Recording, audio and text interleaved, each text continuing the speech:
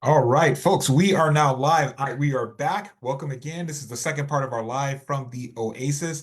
And as always, I'm going to be sharing on who's the boss, women and men in biblical and cultural context.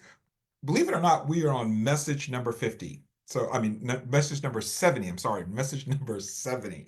So, as you can see, I'm in a different place. We had a plumbing problem yesterday right in the bathroom, right next to my office.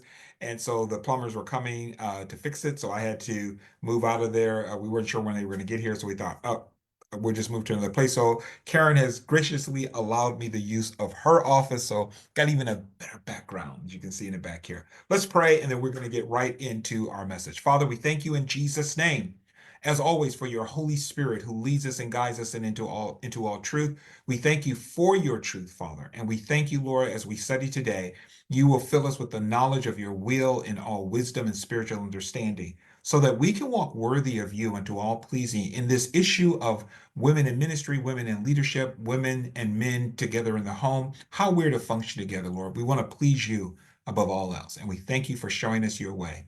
In Jesus' name, amen. All right, so let me start my clock here. It's a little bit of a different setup, so I got to get used to this here. All right, so what I have been doing starting last week, we've been talking about complementarian objections to egalitarian interpretations of First Timothy chapter 2, verse 11 through 14. I spent several weeks on First Timothy chapter 2, verse 11 through 14. Excuse me. One of the things that I talked about was reconstructing the world of First Timothy chapter 2. That if we want to understand what Paul was saying when Paul said, I do not allow a woman to teach or to have authority or to usurp authority over a man, we really need to understand the cultural world that the text was written in. If we can better understand what were the beliefs, what were the practices that were going on in the day as it relates to certain things that Paul says in the text, then we can better understand what it was that Paul was first communicating to the Ephesians, or the community at Ephesians, the Christian community at Ephesians. Then we can better understand what the text is saying and how we are to relate to it and what application it'll have to our life, or that it should have in our life.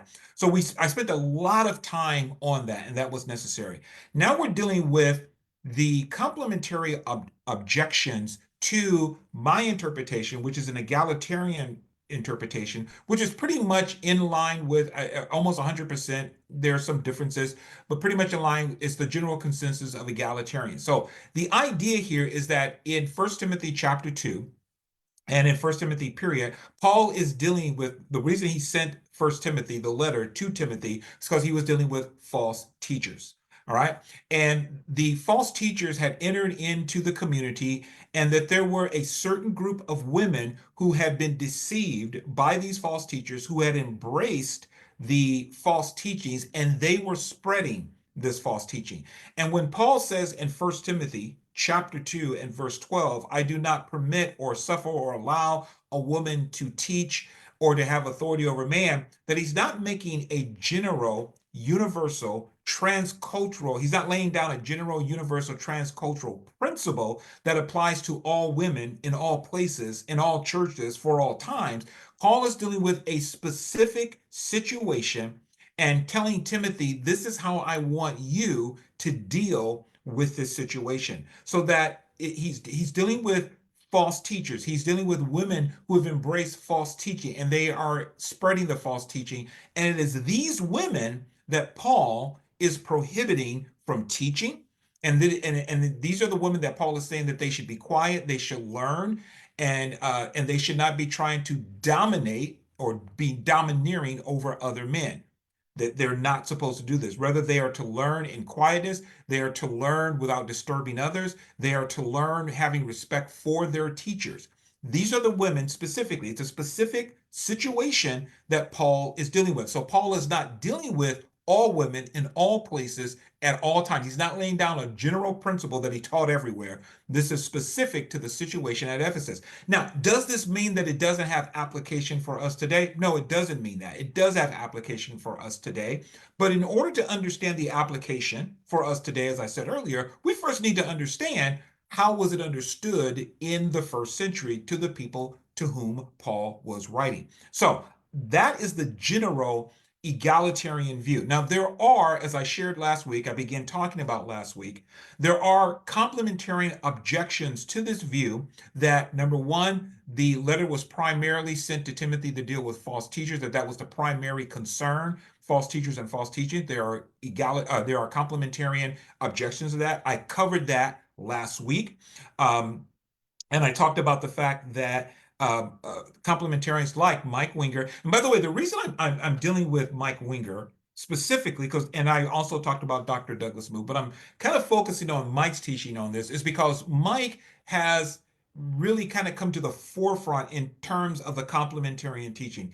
He probably is one of two people who has the most teachings on YouTube in terms of a series about complementarians. I said one of two. Who's the other two? The other person who has a lot of videos on it? Moi. Okay. I've done so far 70 videos with this video today. And so the reason I'm dealing with Mike, as I said last week, and the reason I'm dealing with these objections, it is for those of you who may be hearing from people saying that, well, Mike Winger, because I see this all the time on the web, on YouTube. Mike Winger has done an extensive study about egalitarianism and complementarianism, and he quotes egalitarian scholars, and he does a good job of showing, I'm paraphrasing here, why complementarianism is correct, why egalitarianism is wrong. I disagree with that. I don't think Mike has done a really good job showing why egalitarianism is wrong, why complementarianism is right. And I think that even though, as you're going to see today, even though he quotes a lot of egalitarian scholars, he doesn't always get it right. As I said before, one of the difficulties I have had with Mike's teaching is that he tends to misrepresent, he tends to mischaracterize, he tends to misquote what egalitarian teachers and scholars are saying. And so this is one of the reasons I'm dealing with this, because so often, I know when I did my response video to Mike Winger when he did the last of his messages and saying that egalitarian doctrine is dangerous and egalitarians need to repent. And I did a response video to that. Was amazed that that video got so many views. I really was amazed over that. Thank you all who have watched it and shared it. But one of the things that sometimes I will get people writing to me and saying that, well, hey, listen, the reason they'll write to me and they'll say, you haven't watched Mike's video, or Mike covered this in his video, or you're not correcting what you're saying because this is what Mike said. And I've said to people who have written to me and wrote those words to me, I said, did you go back and actually read the quotes that Mike cited in his teaching? Did you actually go back and read them? I did.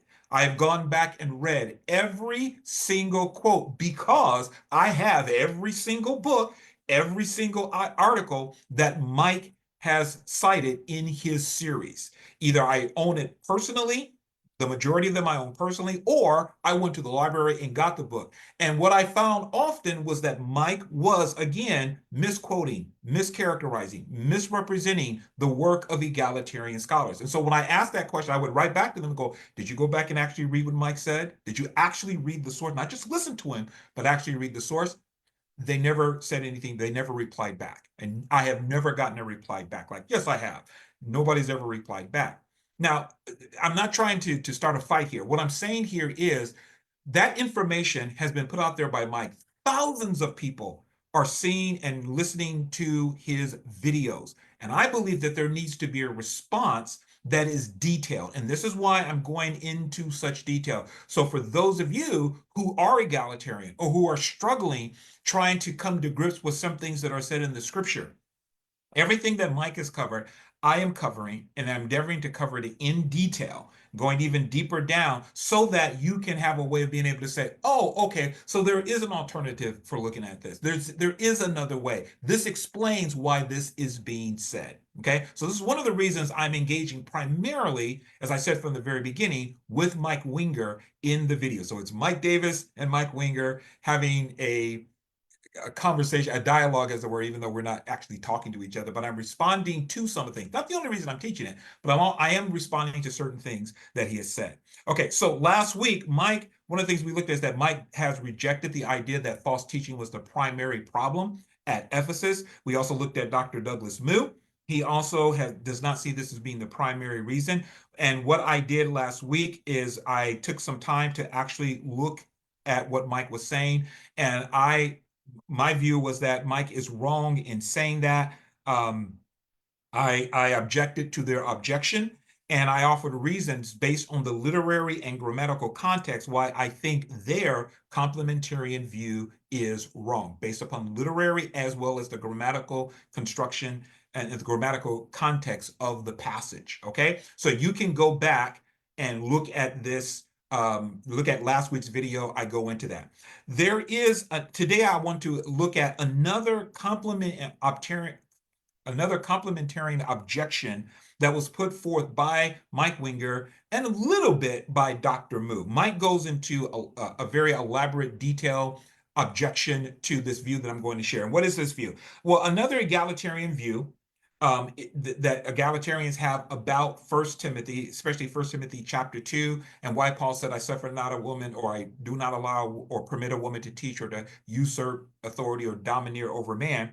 Another egalitarian view is that the women who were deceived were less educated than the men, that the women in Ephesus who were deceived, they were less educated than the men. This is what made them more susceptible to being deceived.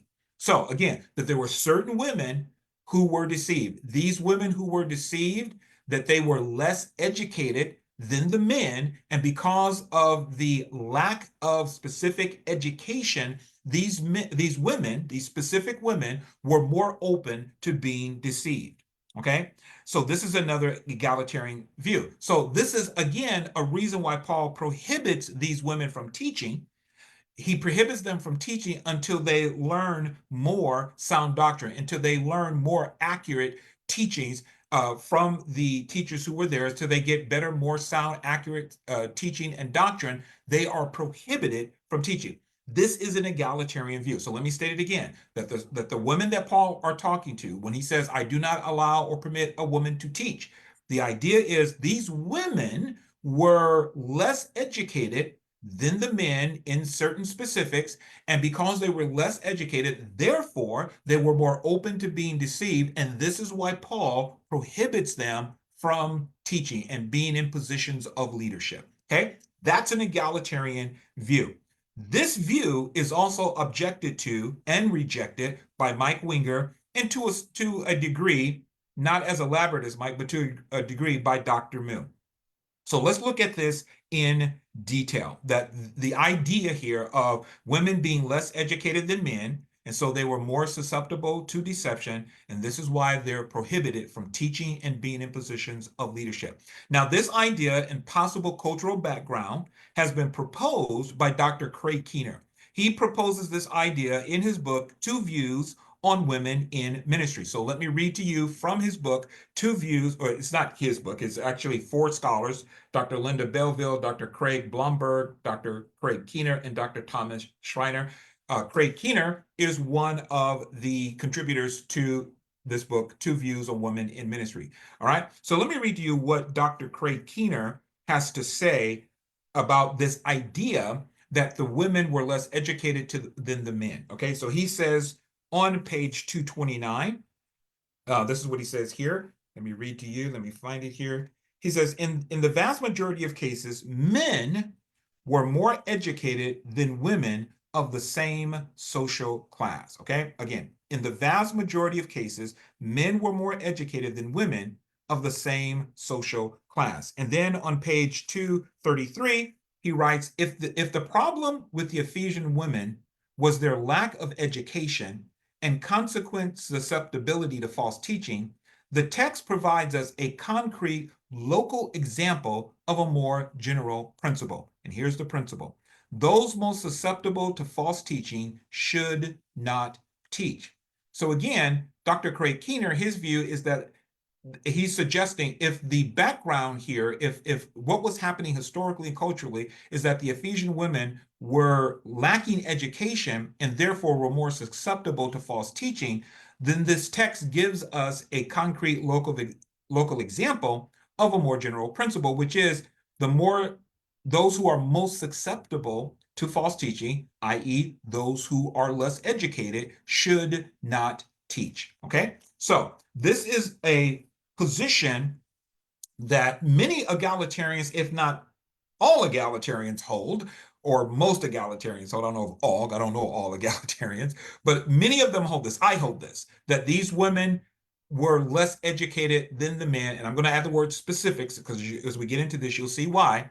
And that therefore, this is why Paul says you are not permitted or allowed to teach and to hold positions of leadership, and you're not supposed to be dominating. Okay, now, again, Dr. Douglas Moo, who's a respected scholar, in the book Recovering from Biblical Manhood and Womanhood, which is this book here, he rejects this idea. So let me read to you what Dr. Moo has to say about this on page 251. It's actually pretty simple. He doesn't go into great detail.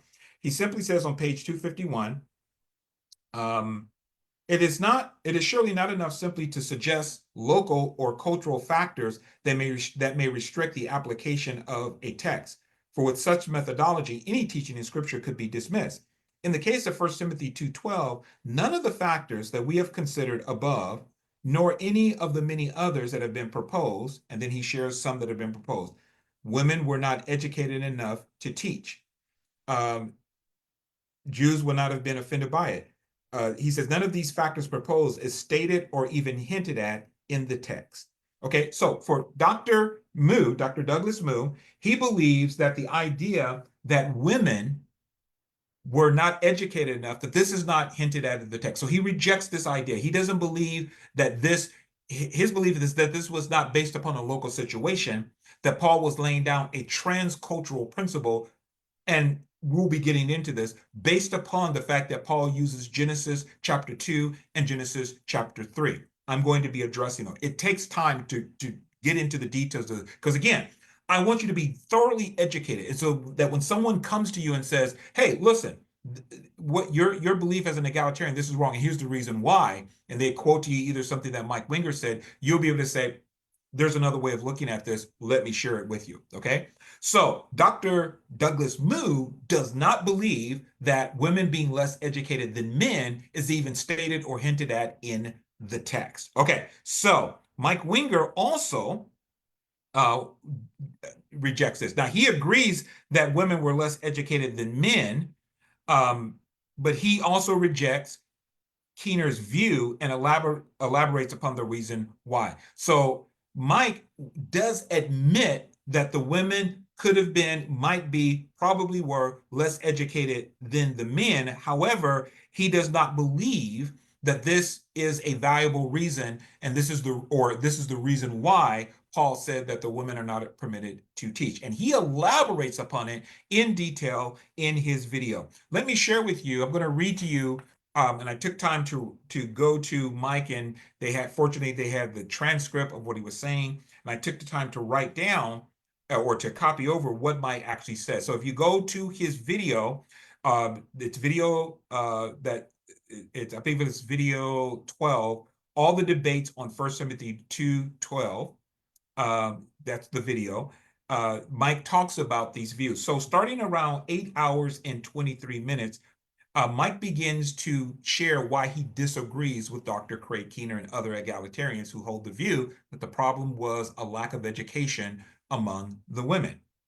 Now, Mike has, if you go and watch the video, he shares five points that he's going to look at and why he disagrees with each one. He goes to the third point at about 8 hours and 23 minutes, and he says the third thing, this is his third point that he disagreed with, that is used to suggest women false teachers were the problem, generally that women were less educated than men, so they were more susceptible to false teaching. Therefore, it's a situation, not a gender-based requirement, and the application is just don't let uneducated people do things in ministry like teaching.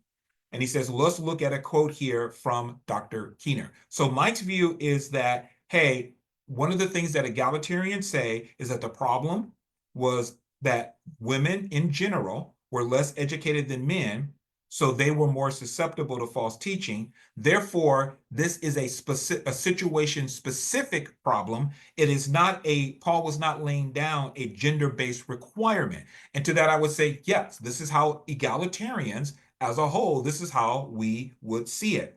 And he says the application, therefore, is just don't let uneducated people do things in ministry like teaching, and I would add to that, and leading. And he quotes from Dr. Keener. What does he quote? He quotes what I just read to you from Keener. So let me read to you again what Keener said. And he quotes from Two Views of Women in Ministry. He puts it up on the screen, page 233. If the problem with the Ephesian women was their lack of education and consequently susceptibility to false teaching, the text provides us a concrete local example of a more general principle. The principle is those most susceptible to false teaching should not teach. So this is what Mike quotes, and Mike disagrees with that. He goes on to say, okay, this leads us to a new historical research area, how educated were women in ancient Rome. This is something that I've had to dig into and spent a good amount of time on, but I'm just going to summarize. And the reason I'm reading this is because of what he says next. I'm just going to summarize because it ain't going to matter all that much when you get to the end of this. Excuse me, it ain't going to matter all that much. When you get to the end of this, you'll understand. Okay, everybody agrees that on average, typically women were less educated than men. That is true. As a consensus, most scholars do agree that in the first century Greco-Roman world, women on an average were less educated than men. Okay? Mike's view is that by the time he gets to the end of his explanation, the idea of women being less educated than men and that being the reason why Paul gave his prohibition, that is not going to matter and it doesn't apply. Let me go on and read to you. Now, I'm not going to quote everything he said, but relevant sections you can go back and I went back and I watched the video several times, picked out the quotes that I thought was most representative of his view and of his thinking, of his logic. And I did my best to make sure I wasn't taking him out of context. So go back, watch the videos. Why I'm giving you the timestamps. You can go back and watch the video. If you start around 8 hours and 23 minutes, that's where he starts. Okay. At about 8 hours and 24 minutes, he says, okay, this leads us into new historical research. I already read that. Then he quotes from a scholar named S.M. Baugh, Dr. S.M. Baugh. And he says, Baugh, who specializes, now he's quoting from a book called Women in the Church, third edition. Dr. Baugh had an article in that book, which I also happen to have. And let me see if I wrote down the name of the article. I think I didn't write down the name of the article. Let me see. Just again, just to let you know, let's see. It's called Women in the Church, an Interpretation and Application of 1 Timothy chapter 2, verse 12, I believe is what it's called. Okay, so this is Dr. Baugh. Mike is quoting from the book, Women in the Church, which was the editor of that is Andreas Kostenberger, and has several different authors in the book. I have that book. I went and checked the reference. This is what Dr. Baugh said. Quote, Mike says, quote, Baugh, who specializes in the historical study of Ephesus in particular, he points this out. Here's a couple of quotes from him, and then he quotes Baugh. Quote, upper class women participated in other forms of education in Ephesus, particularly private lectures in salons. Now notice that upper class women participated in other forms of education in Ephesus, particularly private lectures in salons. As for women's literacy, daughters of the upper classes needed some level of education for their duties in managing large households.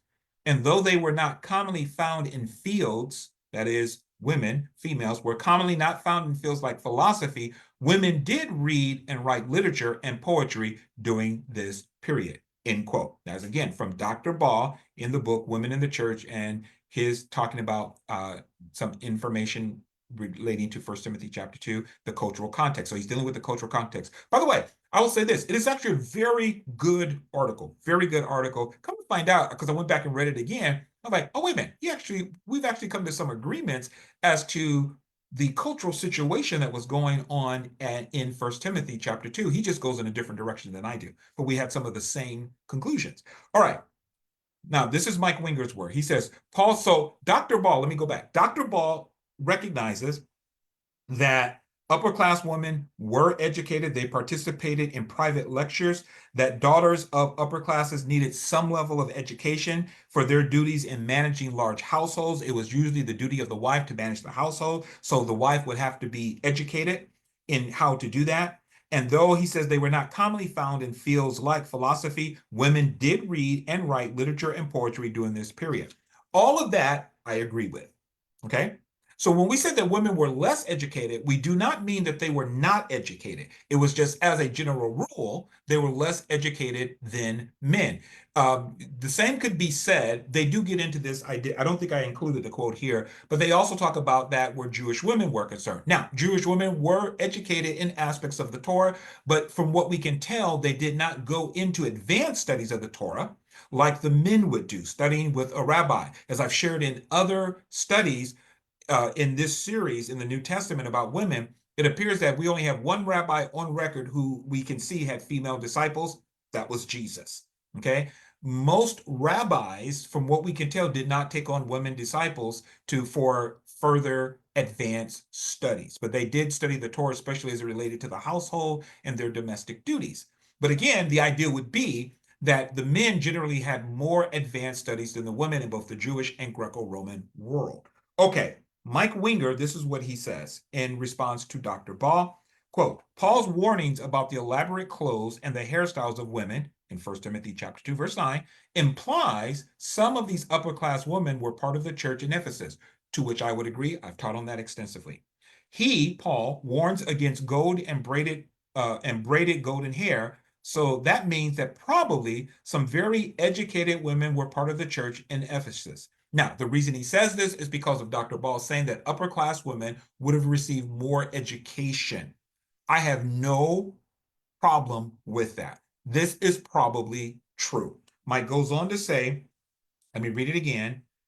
The fact that there were upper class women, wealthy women, well-to-do women, that's how I've been referring to them, that they were at Ephesus, probably um, uh, he says this probably means that they were educated. So educated women were part of the church in Ephesus, pushing back a little on the idea that he, Paul, would have had to have a whole like sweeping bar on all women because they were uneducated. So he's saying that, look, what he's implying here, egalitarians are saying that there were uneducated women, and therefore this is why Paul is making this prohibition. But as we can see, based upon historical and cultural information, facts, that the upper class women would have had education.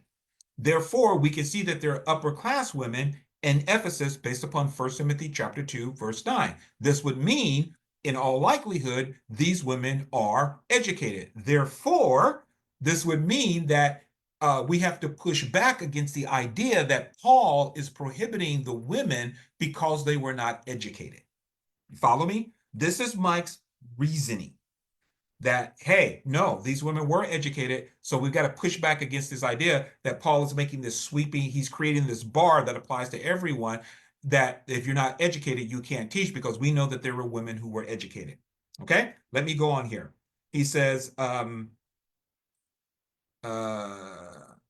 pushing back a little on the idea that we would have to have a whole like sweeping bar on all women, and I put in parentheses because they were uneducated, and certainly there were some educated and uneducated men, but he doesn't bring it up. Why doesn't he, Paul, focus on the issue of education? Why does he target women? There were at least some highly educated women there. There were at least some, probably quite a few uneducated men. This just doesn't make sense, but it doesn't make sense for even more reasons. So Paul is saying, look, we know that there were upper class women there. These upper class women were probably educated, and Paul doesn't talk about the education of the men. So, why does he bring this up? We know that there is at least some highly educated women there. So it doesn't make sense to say, he's implying here, that the reason that Paul has this prohibition on women teaching is because of a lack of education. Okay. So let me stop right there for just a moment. So the idea here again, let me find my place here. So Mike okay, actually, I need to read this. So after Mike makes that statement, he goes on and he says this, to think that Paul is now requiring worldly education for someone to be an elder when the apostles, other than Paul, for the most part, and maybe Matthew didn't have that, is weird. Jesus actually loved the fact that he had uneducated people. I don't know how people miss this. So what Mike is saying is, why are we saying that Paul is requiring a worldly education in order to be a teacher and an elder, or an elder who is someone who could teach? Why is he saying that you have to have this worldly education to be a leader in the church when the apostles didn't have this? Paul himself, for the most part, and he said maybe even Matthew, other than Paul and maybe Matthew, the other apostles didn't have this. He goes on and he says Jesus actually loved the fact that he had uneducated people. I don't know how people miss this. So then he goes on to say, Mike does, this is at hour 8 and 32 minutes in. He says, Paul loved it too. He says, so Jesus loved that he had uneducated people. Paul loved it too. It was Paul who supposedly is limiting who can teach based on education. And Mike quotes 1 Corinthians 1:20. Where's the one who is wise? Where is the scribe? Where is the debater of this age? Has not God made foolish the wisdom of this world? So Paul is quoting 1 Corinthians 1:20, which Paul wrote. Paul did not require you to have an education to be a Christian teacher. You just had to have Christian education. And notice this. He says you don't have to have education to be a Christian teacher. What education is Mike referring to? A worldly education. Mike goes on to say, quote, Ball points out that ancient education focused largely on public speaking, that was a large focus of ancient education. True. There was a lot of focus in ancient education. If you went on to more advanced education, you would learn how to speak properly. You would learn the art of rhetoric. All of this is true, not disputing any of this. He says, so Paul says that Ball points out that ancient education focused largely on public speaking, that this was a large focus of ancient education. He says, I mean, it sounds weird to modern ears, but that was a major focus, speaking well in public. But he clarifies that this was not an important thing for Christian teachers. That is the main concern of secular education. Now, notice again, he brings out secular education. This is a main concern of secular education in Paul's time. It is something Paul wasn't worried about. So as Mike is talking about education, he is talking about worldly education, secular education. Okay? He goes on to say, again, quoting Mike, Paul himself specifically rejected the showy devices of the sophists and the rhetoricians as the essential components of his own preaching. And he quotes 1 Corinthians 1:7, 1 Corinthians chapter 2, verses 1 and 2. And he never required such qualifications for male teachers and elders in 1 Timothy 3 or Titus 1. You know, when he talks about what it takes to be an elder, a teacher, a leader in the church, he never says education. Again, in context, Mike is talking about a worldly education, a secular education, the type of education you would get in the Greco-Roman world. Paul goes on to say, who thinks that Paul is forbidding women on the basis of something he doesn't even use as a qualification for people in ministry? So just to be clear again, Mike is saying Paul does not use a secular worldly education, higher education as they would have received in the Greco-Roman world, as a qualification for ministry. He goes on to say, it's really weird to suddenly interpret Paul like he only wants to have teachers in the church who have a high level of education outside of Christian doctrine. So what matters, and this is where we get to the real issue, this is what Mike is saying, what mattered was not general education or the ancient equivalent of a college degree. What mattered was Christian education. Catch that. I am not saying Paul doesn't care if you have a brain or if you know how to use it. What mattered, though, is Christian education. Did the Ephesian women, here's the big question, Mike says, did they have Christian education? Did they have the kind of education that if they were skilled in it would have allowed them to step into that role of elder if there was, in fact, no gender issue in Paul's mind? Okay, so to be clear, Mike is responding to the egalitarian view. Specifically, he is responding to Dr. Craig Keener, let me read to you again what Craig Keener said and what Mike quotes. If the problem with the Ephesian women was their lack of education and consequent susceptibility to false teaching, the text provides us a concrete local example of a more general principle. Those most susceptible to false teaching should not teach. And Paul, and what Mike does is come back and go, look, I went and I've studied, and he quoted Dr. Ball, and it showed that there were women who were educated, that there were women who, while they were in general less educated than men, that the upper class, more wealthy, well-to-do women who were a part of the Ephesus congregation and the Ephesus community, that these women would have had received more education. But Mike makes the argument, but look, Paul does not make this worldly, secular, higher education a qualification for ministry. Jesus had uneducated people that he taught. Paul even asked the question, where is the scribe, where is the wise? In 1 Timothy chapter 3 and Titus chapter 1, when he talks about qualifications for leadership, Paul does not lay down that you have to have, and I'm using Mike's words here, a worldly, secular, higher education that would be equivalent to a college degree, that didn't matter. What mattered was a Christian education. So he is implying that by education, that Dr. Keener is saying the education that it was needed is a higher secular worldly education. Paul said some of these women would have had that.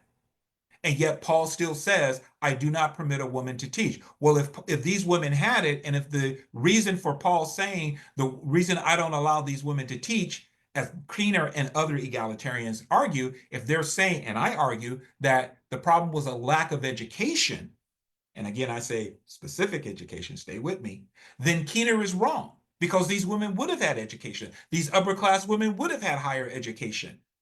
So it cannot be that what Paul is referring to when he says, I don't allow a woman to teach, it cannot be that he didn't allow them to teach because they were not educated, because we know, based upon historical and cultural fact, that these women would have had a little bit more education than the lower classes. So that is Mike's argument, and that is why he believes that Keener is wrong, and that egalitarians are wrong. Okay? As a matter of fact, and again, he's saying that Dr. Keener and other egalitarians like myself, that we would be referring to secular worldly education, higher education, equivalent to a college degree. This is what he says, equivalent to the ancient equivalent of a college degree. That is not what was important. Now, let me say this too. Dr. Ball, in his article, comes to the same conclusion as Mike does. Let me read to you what Dr. Ball says in his article. So Dr. Ball says this in his article. He says, from the foregoing, we can assume that now this is Dr. Ball, and when you go and if you listen to Mike and you go back and you read Dr. Ball, you see where Mike is getting his information from, at least I think a good majority of it, and that's not bad. I mean, because he is quoting what Dr. Ball said, and what Dr. Ball is saying is historically accurate in terms of the education of the upper class women.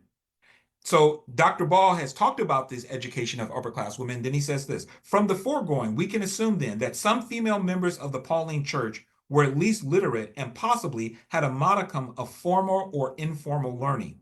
The elaborate coiffures, jewelry, or elaborate hairstyles, jewelry, and clothing mentioned in 1 Timothy 2:9, and the warning to the rich in 1 Timothy chapter 6, verse 17 and 18 show clearly that there were wealthy women in the Ephesian congregation. Same thing I've argued. At least some of these women were educated, and possibly a few highly accomplished in letters or poetry. Indeed, Paul probably knew Ephesian women who privately sat at the feet of teachers like Hymenaeus and Philetus, who were ever learning but never able to come into the knowledge of the truth. Hence, we should not assume that Paul's statement in 1 Timothy 2:12 arises, now this is his conclusion, because there were probably educated women at Ephesus. He says, hence, we should not assume that Paul's statement in 1 Timothy 2:12, I do not permit a woman to teach or to have authority over a man or to domineer over a man, that it arises because women ipso be disqualified from teaching through lack of educational opportunity. They may not have attended graduate school or studied rhetoric or medicine, but they have their own opportunities for intellectual pursuits. So, what Dr. Ball is saying is what Mike said, that we cannot argue that the reason Paul says, I am not permitting a woman to teach because the women were less educated, because we know historically, we know culturally, well-to-do women who were in the congregation, from what we can tell by the contextual clues, and I've argued this too, that there were wealthy women there, that these wealthy women would have had education. Therefore, if they were educated, they could not be disqualified because they were less educated. Follow me? This is the argument that Dr. Ball makes. This is the argument that Mike Winger makes, and Mike really elaborates upon it. Okay, so here's my objection. Mike, and to a degree, Dr. Ball is making, but Mike really is making a straw man argument against egalitarians. In particular, he's making a straw man argument against Dr. Craig Keener. Now, what's a straw man argument? A straw man argument is when you take what someone has said and you change or distort what they said. It sounds a little bit like what they said, but it's not really what they said. But you argue, this is what they're saying. And then you argue against the argument that you say they are saying, the argument that you say they are making, and you tear it down. It's known as a straw man argument. You're not really arguing against what they actually said. You assert what you say, this is what they said. Okay? And then you say, well, this is what this person believes. This is what this person says. And then you argue against what you have said, they have said, though it's not what they actually said. So if I was to say, you know what, I just really I don't like I don't like the color red. You know, oh no, let me give you this one. I'll do this one. I don't like the color black. If I was to say that, I don't like the color black. And then you say, you know what? Mike said he doesn't like black people. And then you start to argue against that. Mike said he doesn't like the color black. This means that Mike doesn't like black people. Mike Davis, he doesn't like black people. All right. And then you make an argument against me not liking black people. I didn't say I didn't like black people. I said I didn't like the color black. But you can extrapolate that. Well, there are people who are black. Therefore, you don't like black people. And then you make an argument against it. That's a straw man argument. It's not what I said, but you are asserting that's what I said. And you are making an extrapolation from it. And then you argue against a position that I did not take, but you are assuming and you are asserting that I took that position. That's a straw man argument. It is what also known as a logical fallacy. I am asserting that Mike is making a straw man. He's committing a logical fallacy. He is making a straw man argument against egalitarians, and in particular, because he names Dr. Craig Keener, he's making a straw man argument against Dr. Craig Keener's position. Okay, so what you say, Mike, why do you say that? Well, and let me say this too. So what Mike is doing, he is misrepresenting, he is mischaracterizing the argument of Dr. Keener and of other egalitarians. And there's a reason why, and I can prove it. I can prove it.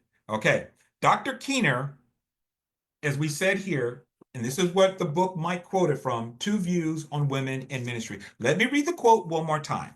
Dr. Keener said, if the problem with the Ephesians women was their lack of education and consequent susceptibility to false teaching, the text provides us with a concrete local example of a more general principle. Those most susceptible to false teaching should not teach.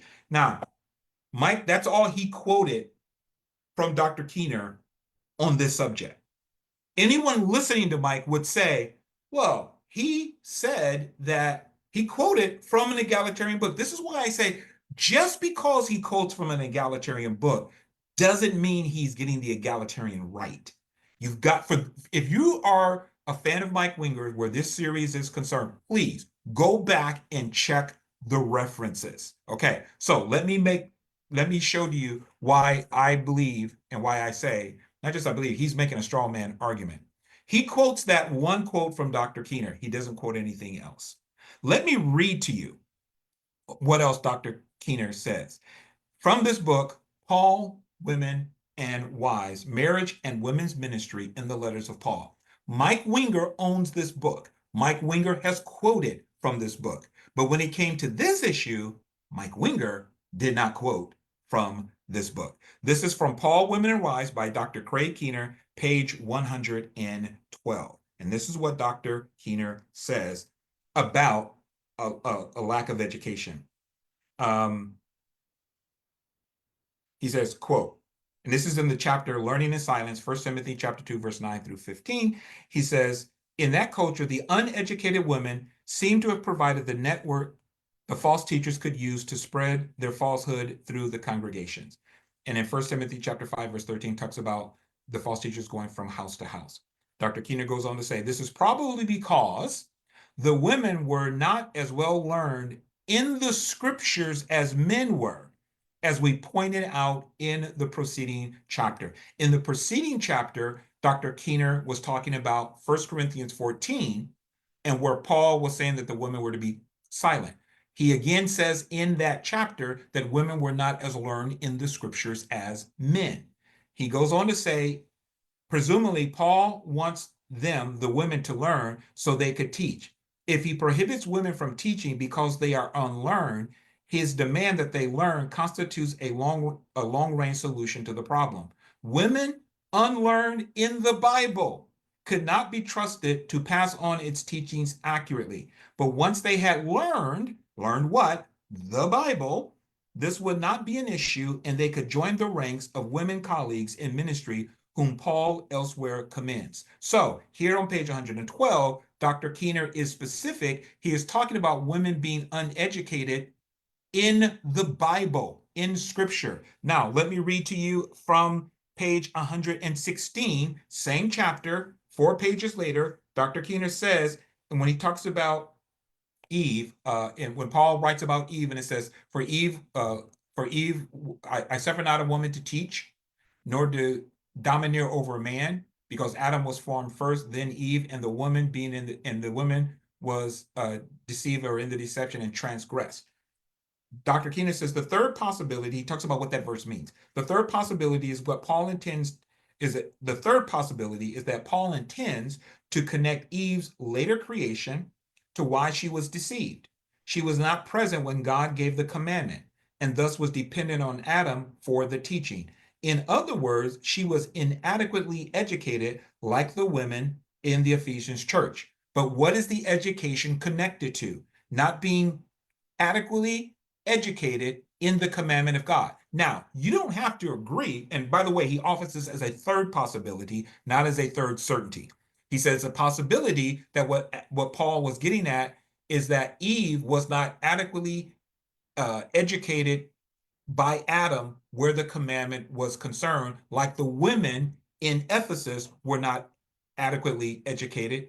Adequately educated in what? It would be adequately, or they were inadequately educated in the Bible. That's the connection that he's making. So again, the lack of education has to do with the lack of education in Scripture. Let me read to you one more quote from Dr. Keener. This is on page 120, the conclusion. He says, quote, if Paul does not want the women to teach in some sense, it is not because they are women, not because of gender, but because they are unlearned. His principle here is that those who do not understand the scriptures and are not able to teach them accurately should not be permitted to teach others. Okay, so Dr. Keener's view, he is not talking, he says a lack of education. But what does the lack of education point to? It is pointing to a lack of education in Scripture, not a lack of education in philosophy, not a lack of education in poetry. He's not talking about the secular Greco-Roman education. He is talking about a lack of education in the scriptures. Let me read to you from another person that during this course of teaching might quote it from, and that's Dr. Philip Payne from the book Man and Woman, One in Christ. Mike also has this book and quotes from it consistently. Now, like I said, what I'm saying is that the problem that Mike has done here, he's created a straw man argument. He is misquoting, misrepresenting, mischaracterizing the teachings of Dr. Craig Keener and of egalitarians by saying that egalitarians are teaching that you have to have a secular worldly education and that Paul was teaching this in order to qualify for ministry. But we know that the women back then did have higher education, so therefore their view that you have to have education, i.e., or that their view that the women were less educated, i.e., meaning that they did not have a secular worldly education, and this is from Mike, that therefore they are wrong. Egalitarians are wrong. That's a mischaracterization. It is a misrepresentation. It is a misunderstanding of the egalitarian view. This is what Philip Payne says in his book, Man and Woman, One in Christ. This is on page 335. Again, I quote this, and I say this because it's true. Mike has this book. Mike is quoted from this book several times. I don't understand, why did Mike include these quotes in what he was saying? Well, if he had of, it would have contradicted his view. It would have contradicted his point of him trying to debunk egalitarian views as to why Paul says women are not to teach. This is what Dr. Payne says, page 335, paragraph 2. A probable contributing factor to Paul's restriction was that most women in Ephesus, from either a Jewish or Gentile background, would have had little knowledge of the scripture and the Christian message. Paul's most complete description of the false teachers concludes they want to be teachers of the law, but they do not know what they are talking about or what they so confidently affirm. We're going to come back to this. This description fits women in the Ephesian church who, because of inadequate Christian education, were deceived by the false teaching. Particularly significant in this statement is the implication that their error was not desiring to be teachers of the law, but rather in teaching without adequate knowledge. Until they are properly taught, they should not make blundering attempts at teaching, but rather learn, just as chapter 2, verse 11 and verse 12 requires. So Dr. Payne is also saying the problem is not a lack of secular, worldly education like you would get equivalent to a college today. That is not their argument. They are both arguing, Dr. Payne and Dr. Keener. The problem is a lack of Christian education, a lack of education in the biblical text, a lack of education in Christian doctrine. That is their argument. Mike never quotes these passages in his message. So what he has done, intentionally or unintentionally, I'll give him the benefit of the doubt, but he has misrepresented it, mischaracterized. He has misquoted what these teachers are saying. He did not explore it. And the reason I'm holding him to this is because Mike has quoted from both of these books, and he said that he studied this for over a year and he looked at everything extensively, but he did not quote them and their views accurately.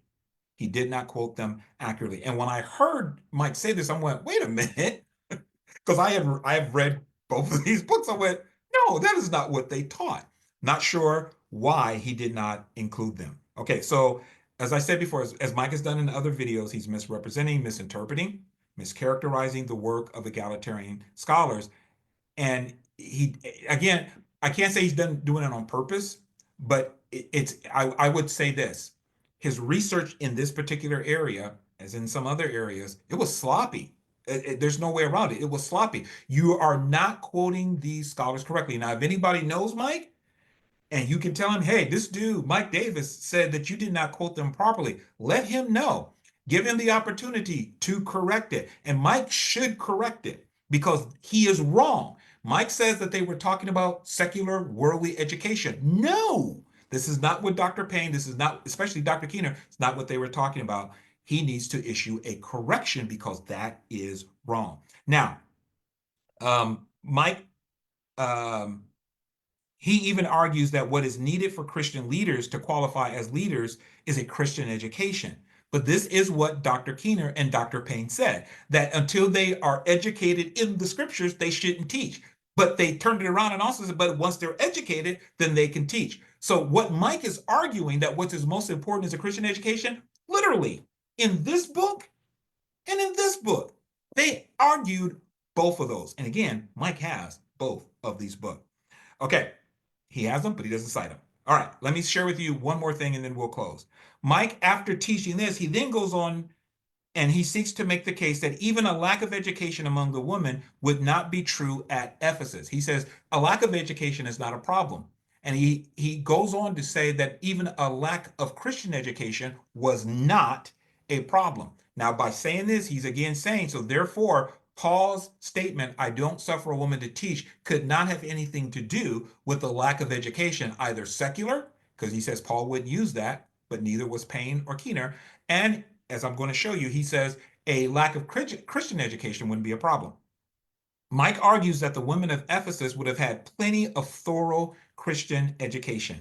Now, here's Mike's reasoning. He reasons that Paul taught the Ephesians for at least 3 years. As Paul said in Acts chapter 20, Paul does say that he was with the Ephesians for quite some time. And Mike teaches that there would have been many people well taught because Paul himself taught them.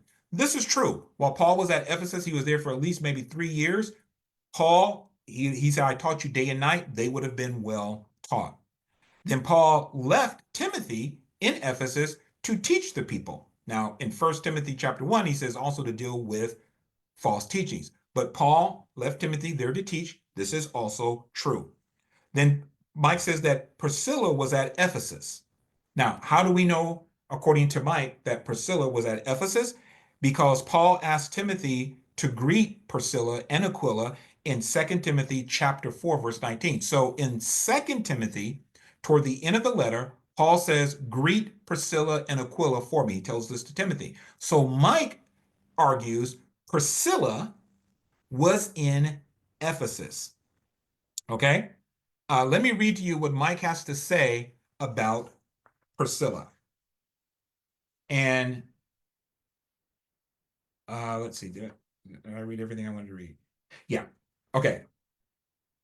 And let me read this too. This is what Mike said about the people being taught in Ephesus while Paul was there. Mike says, how well did Paul teach them?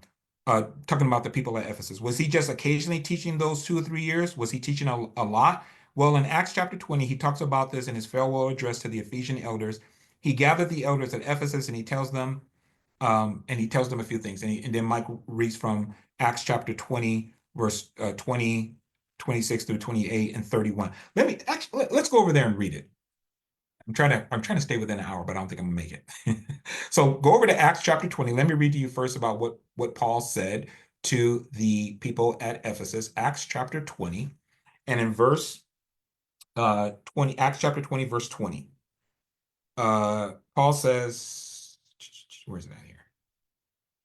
I'll start at verse 17. From Miletus he sent to Ephesus and called to the elders of the church. And when they had come to him, he said to them, you know from the first day that I came to Asia, in what manner I always lived among you, serving the Lord with all humility, with many tears and trials, which happened to me by the plotting of the Jews, how I kept back nothing that was helpful, but I proclaimed it to you and taught you publicly and from house to house, testifying to Jews and also to Greeks repentance toward God and faith toward our Lord Jesus Christ.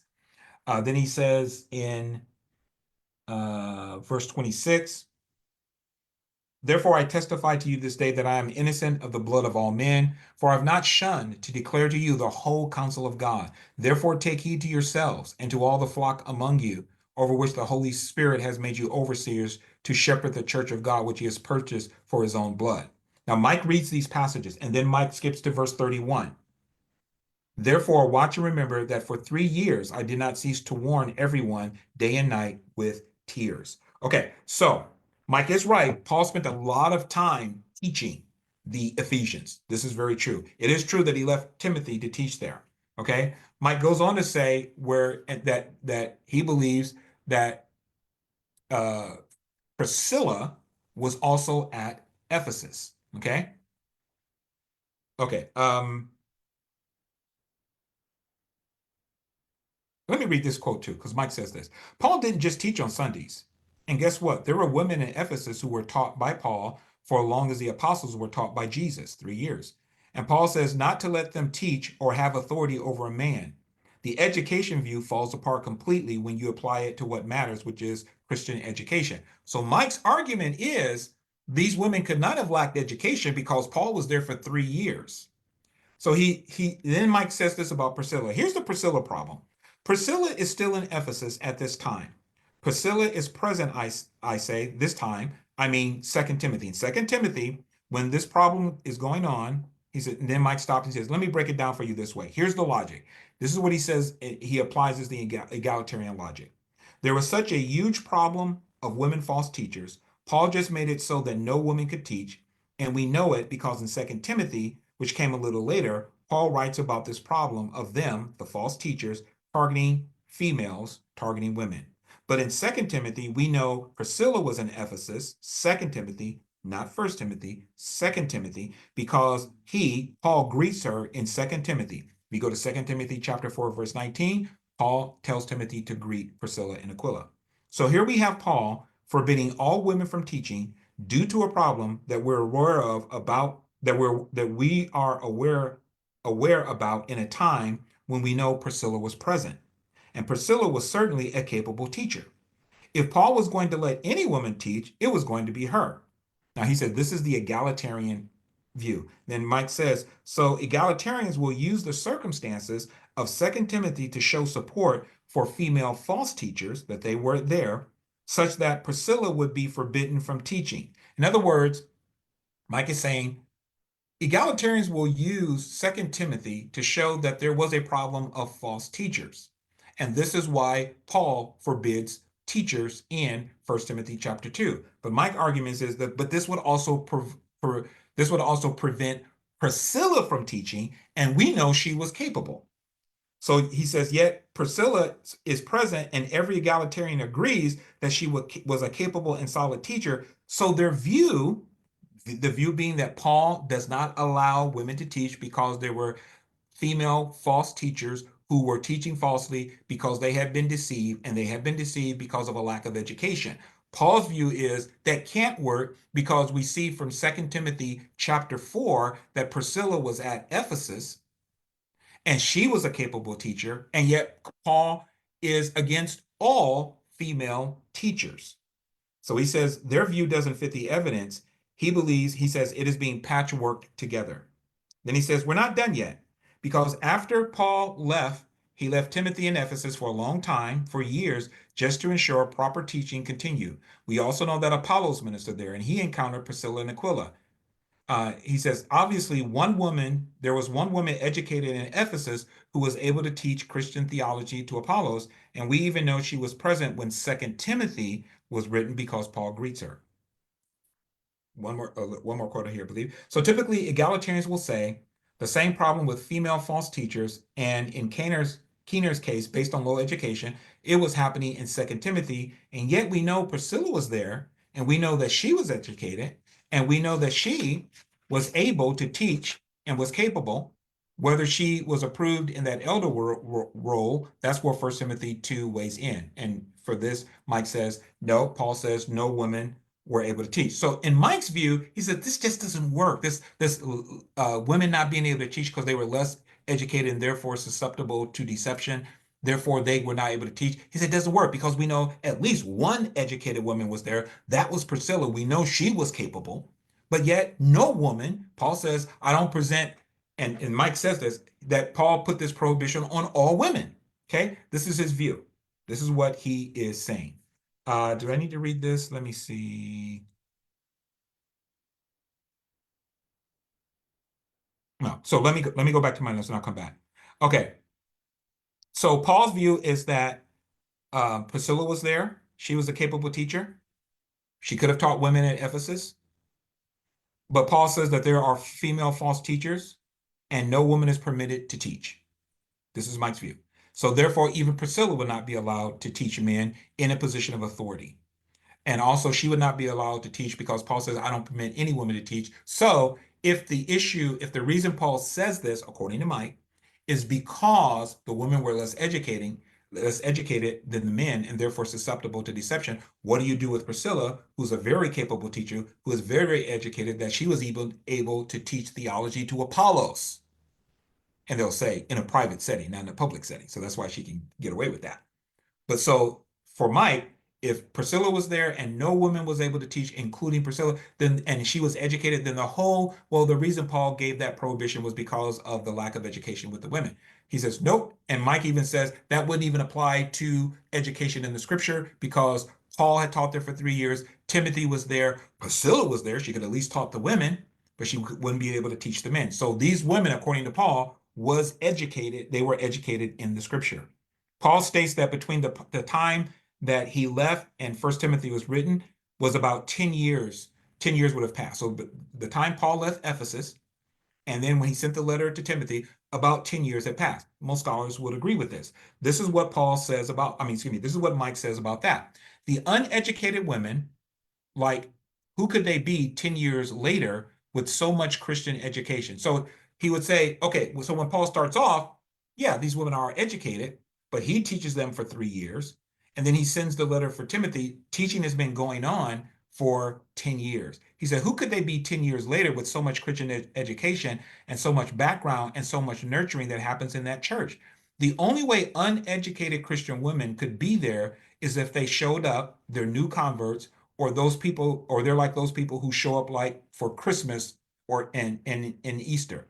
If that was the concern about new converts, Paul could just say not to let new converts teach, just like he told Timothy, and he did tell Timothy, don't lay hands on new believers to appoint them to new ministries. Timothy, this is in 1 Timothy 3:6. He says, don't appoint a novice to leadership.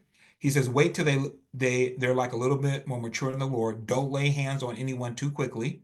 That's 1 Timothy 5:22. So we have every reason to think a large number of very educated, very well-taught women were in Ephesus when Paul said, I do not allow a woman to teach or have authority over a man.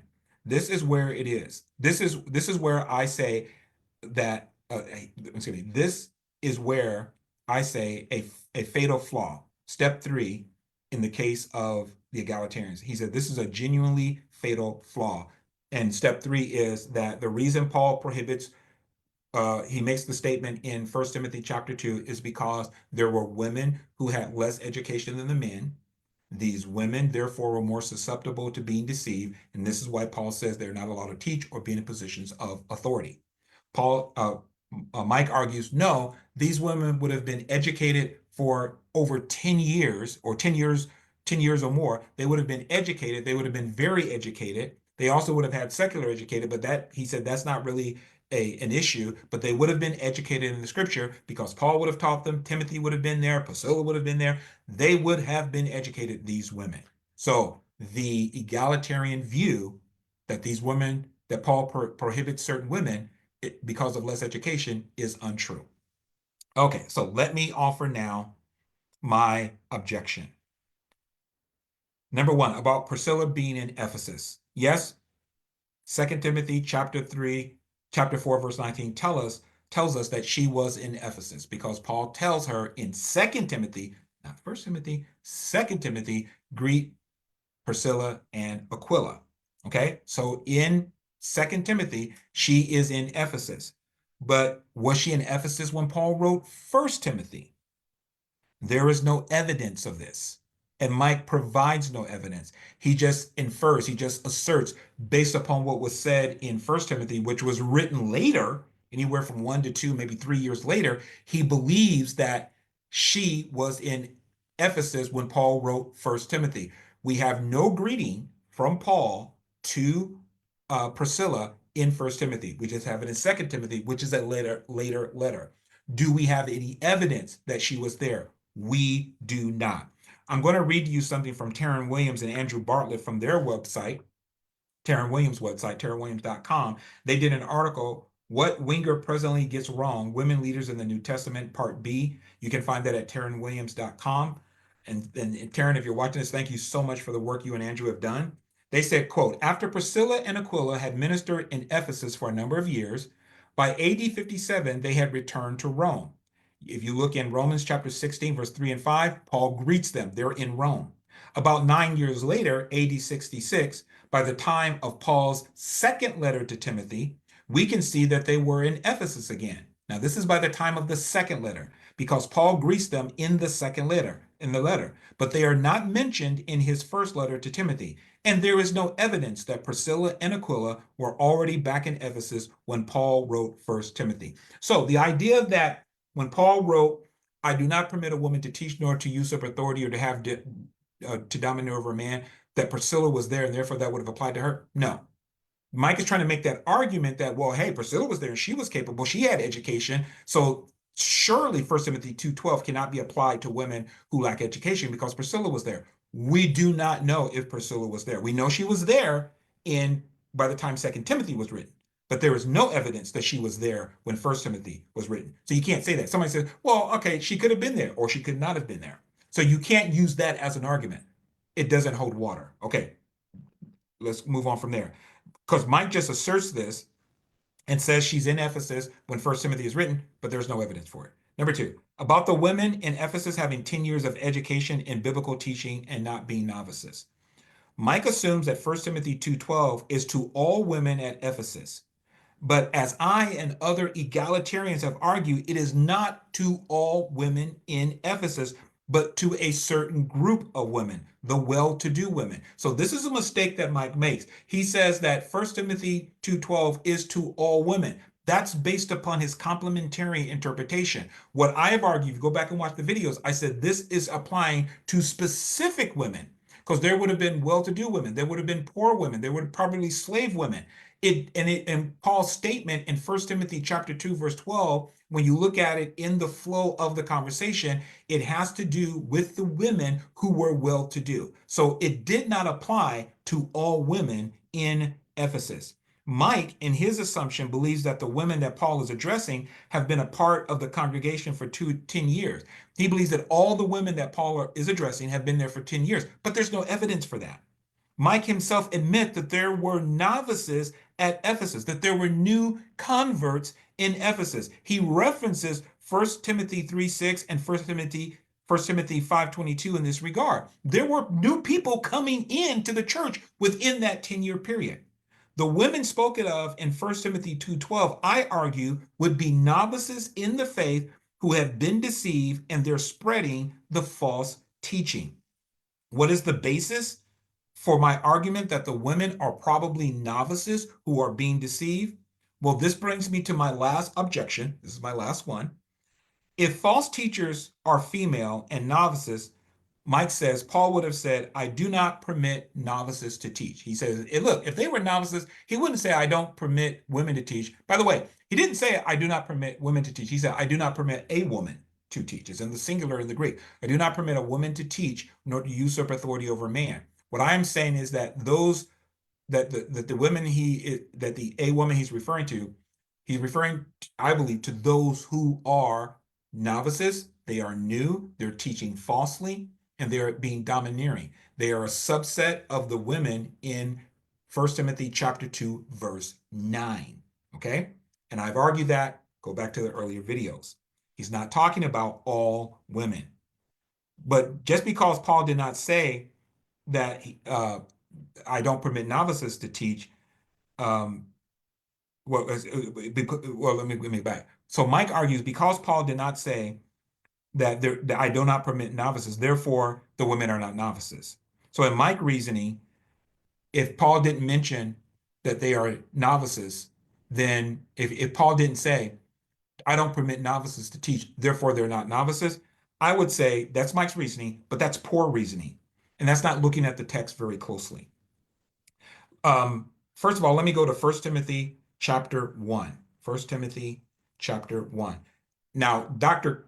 Payne quoted this. Let me read to you again. This is why I believe that the women are novices. 1 Timothy chapter 1, verse 5. Now, the purpose of the commandment is love from a pure heart, from a good conscience, and from sincere faith, from which some, having strayed, have turned aside to idle talk, desiring to be teachers of the law, understanding neither what they say nor the things which they affirm. Notice that those who desire to be teachers of the law, they do not understand what they are saying, nor do they understand what they are affirming. They don't understand it. Go to 1 Timothy chapter 6. 1 Timothy chapter 6. Paul says in 1 Timothy, now, and in 1 Timothy chapter 1, Paul was talking about false teachers. 1 Timothy chapter 6, he's also talking about false teachers. Oh, where am I at? 1 Timothy chapter 6, look at verse 3. If anyone teaches otherwise, and this is the same term that he uses in 1 Timothy chapter 1, verse 3 about heterodoctrine, I believe the term is. It's other doctrine, false teaching. If anyone teaches otherwise and does not consent to wholesome words, even the words of our Lord Jesus Christ, and to the doctrine which accords with godliness. He is proud, knowing nothing, but is obsessed with disputes and arguments over words, from which come envy, strife, revilings, evil suspicions, useless wranglings of men of corrupt minds, and destitute of the truth. Notice that Paul says here that those who are teaching false doctrine, those who are engaged in false teaching, they are proud, they know nothing, and they are destitute of the truth. Okay, so what is this saying? The false teachers who desire to teach the law, they don't understand it. They don't understand what they're affirming. They are ignorant and they are uneducated in the law, in the Torah. Paul says the same thing in 1 Timothy 6:3. They know nothing and they are destitute of the truth. If, as I have argued, that the false teachers are also women, then this means that the women who are teaching the Torah that Paul is talking about in 1 Timothy chapter 1, verses 5 and 6, and in 1 Timothy chapter 6, verses 3, 4, and 5, these women are uneducated in the Torah. They are novices. They don't understand. And especially if you've got Gentile women who are coming in and they're, because there are Gentiles and Jews. If there are Gentile women coming in, they don't know anything about the law. They know very little about it, and they don't know what they're talking about because they are novices. I believe, as we're going to see, when Paul says in 1 Timothy chapter 3 and verse 5 that novices are not to be appointed to leadership, this applies, and I'm going to show you when we get to it, that applies to men and women, not just men. So novices definitely are not to be appointed to positions of leadership because they are new. They need to learn. Okay. And what is it that they need to learn? Philosophy? Rhetoric? No, they need to learn Christian doctrine. They need to understand the Word of God. They are not educated, as Dr. Keener said and Dr. Payne said. So these people who are uneducated, they would not have had 10 years of education. They would be new converts to the faith. And again, this is why Paul in verse 11, 1 Timothy chapter 2, verse 11 says that he says, let the women learn. Why? They are novices. They are new. He doesn't want them to be uneducated. They have been uneducated. He wants them to learn. So Mike, in his presentation, he ignores the two passages that I just shared with you. 1 Timothy chapter 1, verse 5, when he says that those who are teaching false teaching, they're teaching the law. They neither know the law, nor what they're affirming. And in 1 Timothy chapter 6, where he says, hey, they don't know what they're talking about. They know nothing and they're destitute of the truth. What's the truth? The truth is the gospel. The truth is the teachings of Jesus. He said they are destitute of that. They don't know it. Mike doesn't talk about those passages when he is making his argument that they're not novices, that they're not uneducated, that they are educated in the scriptures because they've been there for 10 years. Paul is not talking about women who have been there for 10 years and who have learned from Paul and learned from Timothy and probably learned from Priscilla. He's not talking about those women. He's talking about people who don't know the Torah, people who are uneducated in the scripture. They are uneducated in scriptural truth. He literally says the false teachers don't know these things. So his presentation, Mike's presentation, ignores these facts. His reasoning and his logic doesn't work. The flaw that he talks about is not a flaw on the part of Craig Keener or other egalitarians. The flaw is in his reasoning. All right, I'm done. I hope this made sense to you. As always, a lot of information to share. It is something to go back and look over again. What I'm going to be covering next week is the idea, the objection that the female teachers, that that the objection is that there were no female false teachers. I'm going to be covering that next week. And when we get through it, then the next thing we are going to be going to is 2 Timothy chapter 2, verse 15, that puzzling verse that says that a woman shall be saved through childbearing. We are going to be coming to that very, very soon. I hope you enjoyed this. I hope you got a lot out of it. Take some time to go through it again. If you are watching this on our YouTube channel, KIC TV, please hit the like button, share this with other people. It helps us to get the word out. For those of you that are watching this, this will be uploaded to our YouTube channel, KIC TV, within the next 48 hours. I hope again that you enjoyed this. I will see you next week, hopefully back in my regular place, same bat time, same bat channel. Thank you all for joining us. We'll see you next week. Bye-bye.